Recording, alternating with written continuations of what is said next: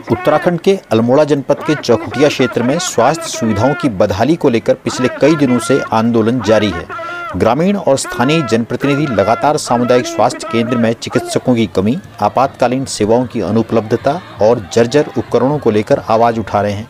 यह मामला तब चर्चा में आया जब स्थानीय बुजुर्गों ने नगर में बहने वाली रामगंगा नदी में जल सत्याग्रह और आमरण अनशन इसके पास में शुरू कर दिया और मामला इसके बाद से लगातार बढ़ता ही चला गया।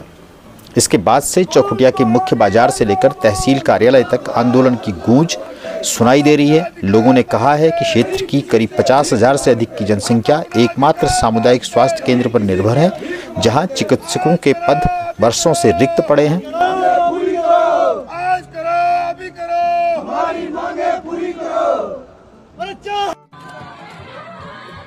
स्थानीय नागरिकों का कहना है कि उनके यहाँ रात में अगर कोई बीमार पड़ जाए तो घंटों दूर द्वाराहाट या रानीखेत तक ले जाना पड़ता है। रास्ते में ही मरीजों की हालत बिगड़ जाती है।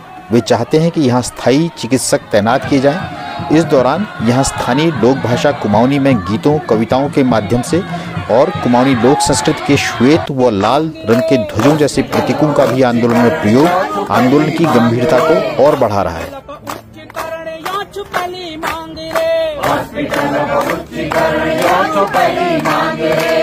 जब स्वास्थ्य सुविधा होनी नीचा लिख की जाने रे, सुविधा होनी नीचा लिख की जाने रे। पहाड़ी एकता जिंदाबाद जिंदाबाद जिंदाबाद, पहाड़ी एकता जिंदाबाद जिंदाबाद जिंदाबाद, पहाड़ी एकता जिंदाबाद जिंदाबाद जिंदाबाद, पहाड़ी एकता जिंदाबाद जिंदाबाद जिंदाबाद। मेरे पहाड़ का भय बेड़ियों है, जाओ तैयार तुम।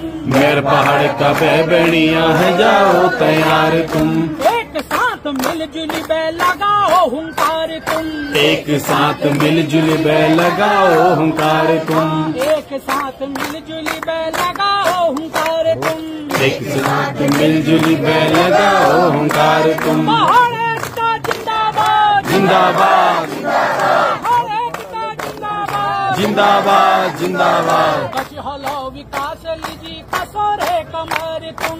कसहलो विकास लीजी कसोरे कमर तुम। कसहलो विकास लीजी कसोरे कमर तुम। कसहलो विकास लीजी कसोरे कमर तुम। पार्टी क्षेत्रवाद छोड़ो अलह जाओ एक तुम। पार्टी क्षेत्रवाद छोड़ो अलह जाओ एक तुम। पार्टी क्षेत्रवाद छोड़ो अलह जाओ एक तुम। इस संबंध में पिछले सप्ताह स्वास्थ्य विभाग के अधिकारियों और आंदोलनकारियों के बीच वार्ता भी हुई थी, लेकिन समाधान निकलता नहीं दिखा। आंदोलनकारी ऐसे में अब चेतावनी दे रहे हैं कि यदि उनकी मांगें शीघ्र नहीं मानी गई तो वे अनिश्चितकालीन धरना शुरू कर देंगे। दूसरी ओर प्रशासन स्थिति पर नजर रखे हुए है। स्वास्थ्य विभाग का कहना है कि चिकित्सकों की तैनाती शीघ्र ही की जाएगी और उपकरणों की मरम्मत के निर्देश जारी कर दिए गए हैं। सरकार की ओर से 2 दिन पूर्व स्थानीय सामुदायिक स्वास्थ्य केंद्र को 30 की जगह 50 शैय्याओं का उप जिला चिकित्सालय में उच्चीकृत करने की प्रशासनिक स्वीकृति प्रदान कर दी गई है। इस संबंध में प्रदेश के स्वास्थ्य सचिव की ओर से चिकित्सा एवं परिवार कल्याण विभाग के महानिदेशक से इस हेतु भूमि भवन के व्यय भार की अनुमानित लागत का सुस्पष्ट प्रस्ताव शासन को उपलब्ध कराने को भी कहा गया है। लेकिन इस बीच अधिकारियों के साथ आंदोलनकारियों की जो वार्ता हुई है उसका एक हिस्सा बेहद तेजी से वायरल हो रहा है और यहाँ आंदोलनकारियों के द्वारा उठाए जा रहे प्रश्न पूरे प्रदेश के प्रश्न भी बताए जा रहे हैं कि जब प्रदेश में ठेकेदार और डाकिये दूसरे प्रदेशों से आ सकते हैं तो चिकित्सक क्यों नहीं आ सकते।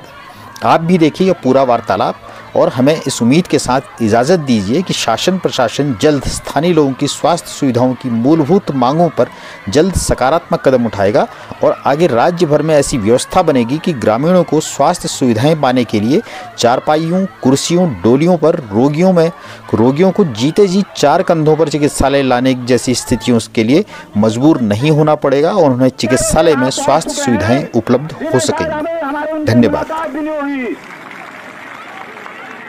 मैं धन्यवाद नहीं कहूंगा क्योंकि यह आंदोलन अब पूरा उत्तराखंड का बन चुका है। मैं अपने सभी रामनगर, देहरादून, अन्य शहरों से आए सभी सहयोगियों से उनका गेवार घाटी में जो है स्वागत करता हूं, सभी गेवार घाटी की जनता की तरफ से। और उसके तो राज का टैक्स क्यों भर रहे हैं हम लोग? हम राज का टैक्स क्यों भर रहे हैं? हम ऐसी चीज क्यों भर रहे हैं?